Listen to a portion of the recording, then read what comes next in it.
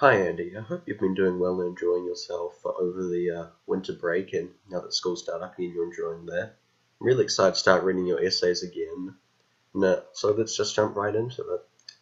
So first of all, I like that you've got good structure, or you've got an introduction, you've got a first paragraph, second paragraph, and a third paragraph, and it's all split up, which is really good. It shows that you've got separate ideas, and that you know that each one is being explained in its own separate paragraphs. Now, first of all, I just see that you have words like I. I should be capitalized all the time. If you're just talking about I did something, I went to the store, I played soccer, it should be a capital I, at the start of the sentence. You also have a few things where you say a instead of I, but that's just a simple fix. Just go through your essay and capitalize all the I's and make sure they're all I's instead of A's, which happens in a few places. But apart from that, I really like you've got really detailed examples about your soccer and about your brother and how he's bad at soccer, and then you taught him some soccer tricks, and now he's pretty good, but still not as good as you. I think that's pretty funny, pretty nice examples. So that's very, very good. It shows that you're thinking about the prompt and how it applies to your life and things like that, which I really like.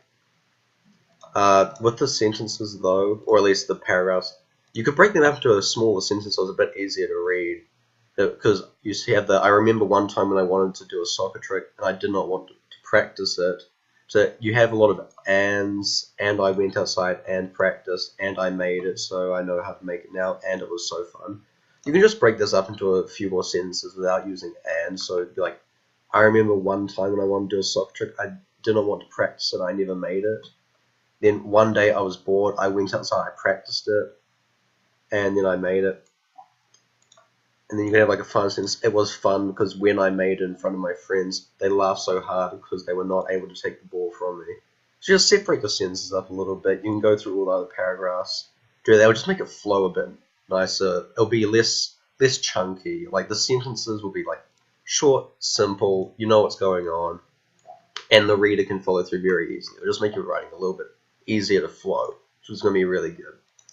And then finally, no, not finally, but with these new paragraphs, once again, you can start them with words other than and. So you'll start your first paragraph I remember.